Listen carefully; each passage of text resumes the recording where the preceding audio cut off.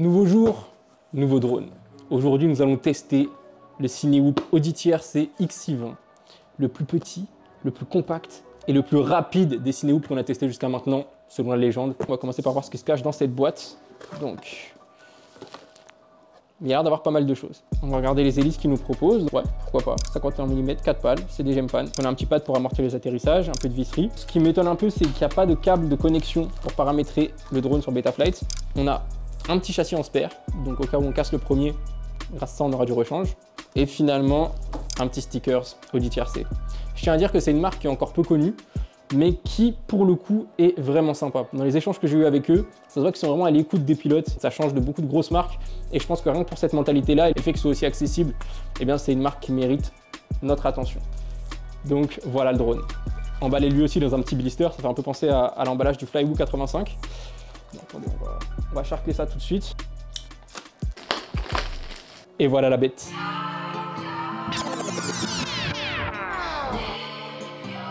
Il fait la même taille que le Flywoo 85, c'est du 2 pouces tous les deux.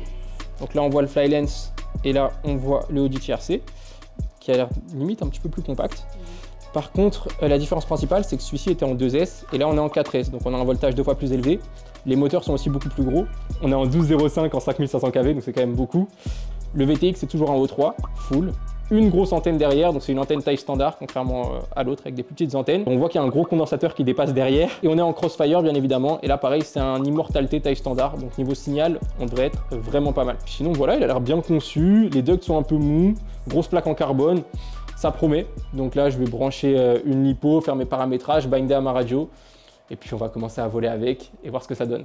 Ah, j'aime trop quand il fait beau comme ça me donne envie de piloter de tous les côtés. J'ai envie de prendre ton temps et tout. Vraiment piloter en détente. Je pense que je vais piloter après. Très bien, quel drone? Celui-là. T'as fait quand du simulateur pour la dernière fois? Laisse-moi réfléchir. A few moments. On va faire une première batterie, on verra ce que ça donne. Let's go!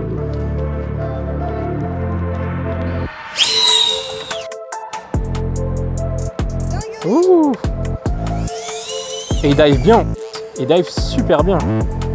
Ah ça c'est marrant. Qu'est-ce qui est marrant? Il dive vraiment bien, il est très loqué. On peut vraiment être précis avec. Je vais tenter un petit split test. Oh! Tu l'as fait où? Sous le pont. Ouais. Et j'ai eu aucun jello, aucune vibration, aucun désagrément. Et ça c'est la marque d'un drone qui est bien réglé. Franchement, non, il vole bien, j'ai rien à dire. Je vais aller voir par là-bas. Il a l'air stable. Ah, il est super stable. Ouais. Là, je viens de passer sous le filet, genre.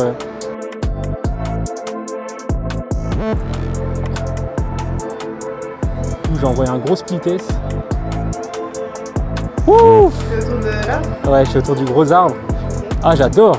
Non, il vole super bien. On va survoler un peu ces arbres aussi. Et redescendre sur nous.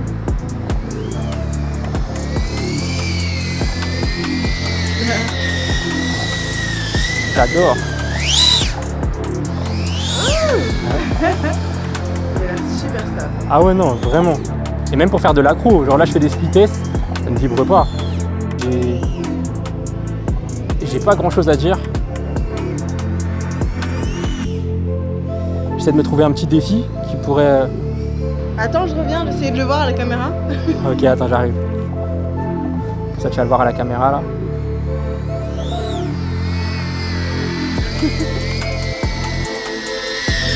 Tu le vois bien là? Oui, je le vois bien. Moi je te vois bien en tout cas.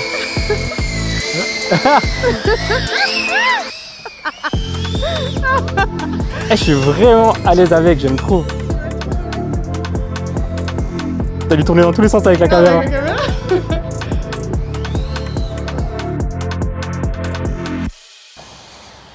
Ah, j'ai plus de batterie. Out of battery. Ah, attends. So.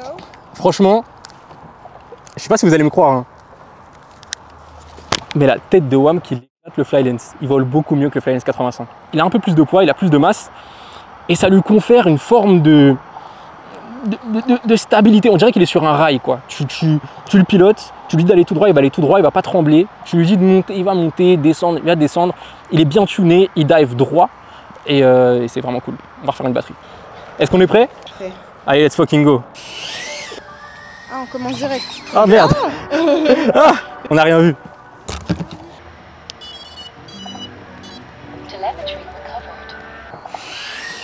Ok, allez, on est parti. On va aller voir par là. Nickel, ça passe super bien.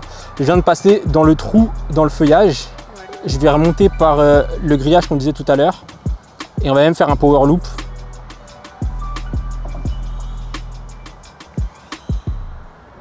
Nickel. Là maintenant, on va aller voir l'arbre avec la fourche. Il y a vraiment, mais il y a de quoi faire de fou. Peut-être là un peu plus haut. Ouais, là il y a un trou. C'est génial. Il passe vraiment, vraiment partout. Ok, attends, c'était pas très stable. Je vais faire de manière plus fluide. Pour filmer ça, faut y aller. Non, toi c'est pas grave, t'inquiète. On te pardonne si t'as pas l'image. J'ai dû remettre un petit peu de gaz parce que je suis pas dans l'axe, mais ça marche bien. Hein. Incroyable. La limitation que j'ai sentie quand je pilotais, c'est qu'à un moment, j'ai fait un power loop, je suis redescendu à plat, là, plein de prop wash. Mais c'est normal aussi quand tu redescends dans ton air sale, déjà avec un drone non ducté, tu as des effets négatifs. Là en plus, quand tu as un drone avec des ducts, mais c'est renforcé x10. Donc oui, il y a du prop wash si tu vas le chercher. Mais tu peux facilement voler autour du prop wash. Enfin, j'ai fait des power loops, là, il n'y avait rien du tout. Qu'est-ce qu'on va faire? T'es chaud de piloter le XRT? J'essaie de te chase avec le drone. T'es chaude? Je suis chaude. Avec le monstre. Le fucking monster.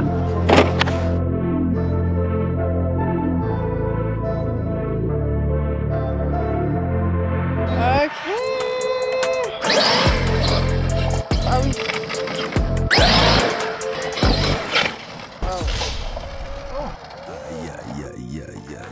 Qu'est-ce qui se passe? Il y a les dents d'un pignon qui sont parties dès la première accélération. Donc échec de la mission. Tu veux piloter un coup? Piloter les drones? Ouais. Of course I want to. Let's go! Let's go! Tu te rappelles comment on pilote? Bien sûr. Attends, j'ai chaud un peu. C'est toi qui m'as appris, hein, donc si je. Mais tu t'es pas entraîné depuis 2002. On va faire ça. Tiens. J'ai pas de poche. Là, on va voir est-ce que c'est un drone qui est adapté aux débutants. Là, c'est le test, le vrai baptême du feu. Bon.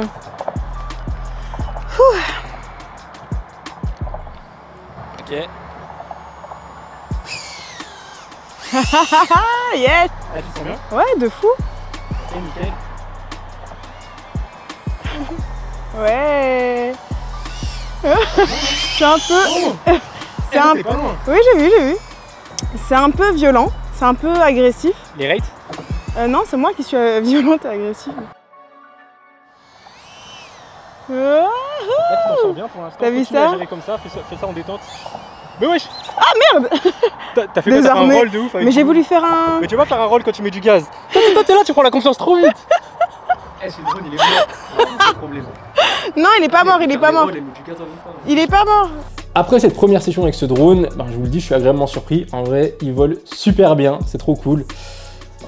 Je vais très bientôt vous montrer où est-ce qu'on va le placer sur notre whoop list, donc par rapport au 95X V3 et par rapport au Flylens 85 qu'on a testé juste avant, ce qui va être au-dessus, en dessous. Ça, on le verra ensemble. Juste avant, je vous amène sur un petit tournage que j'ai fait très récemment, donc c'était pendant les Jeux Olympiques.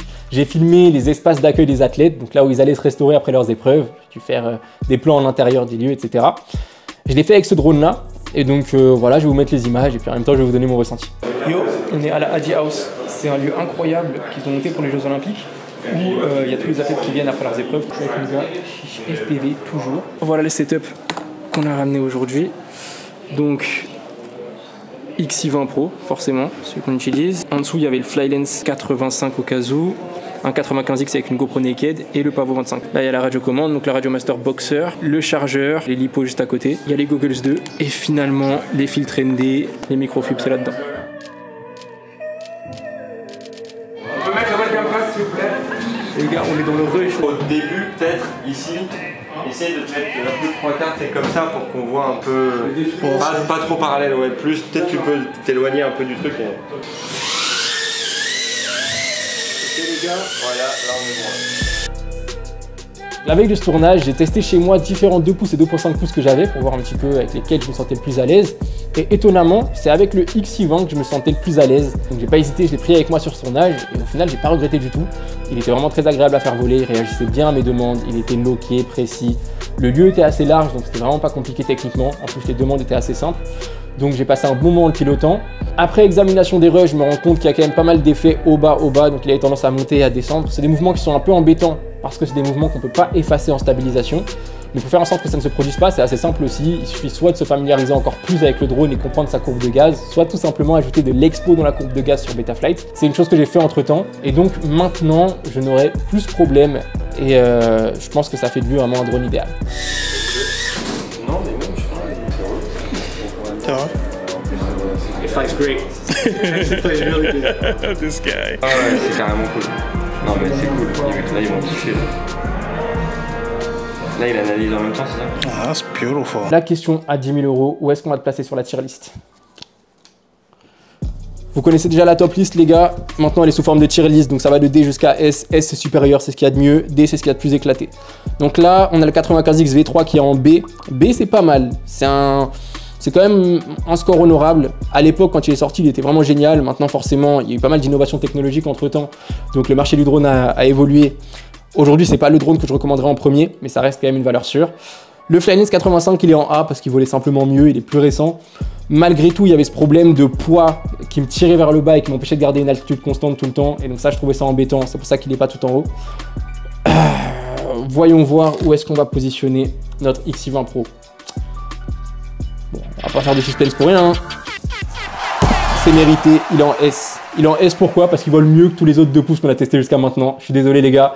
C'est une petite marque que personne connaît. Dès que j'en parle aux gens, personne ne sait ce que c'est. Le packaging est éclaté au sol. Tout est dans la boîte à l'arrache. On dirait qu'il sort d'une friperie. Mais pourtant, qu'est-ce qu'il vole bien. Donc vraiment félicitations à lui. Ça me fait carrément plaisir. On peut l'applaudir pendant quelques secondes. Personne ne l'attendait. Il a tapé tout le monde. Mettez du respect sur son nom. Voilà, gros respect au X620 Pro, je le recommande de ouf. En plus, il est moins cher que les drones de la même catégorie. Vraiment moins cher. Peut-être que c'est dû au fait que c'est pas une marque qui est reconnue, etc. Mais vraiment, c'est une bonne opportunité d'aller le chercher maintenant. Parce que dès que les gens vont commencer à se rendre compte de la qualité de ce drone, je pense que le prix va monter. Donc voilà, ne dormez pas sur le X620 Pro. J'ai rien d'autre à dire. Lien affilié dans la description. Passez par là si vous voulez l'acheter. Vous aurez une réduction et moi, je toucherai une partie de ce que vous dépensez. Donc c'est une manière sympa de soutenir la chaîne. Likez, abonnez-vous. On s'attrape très rapidement. Tournage time, let's get it. C'est fini.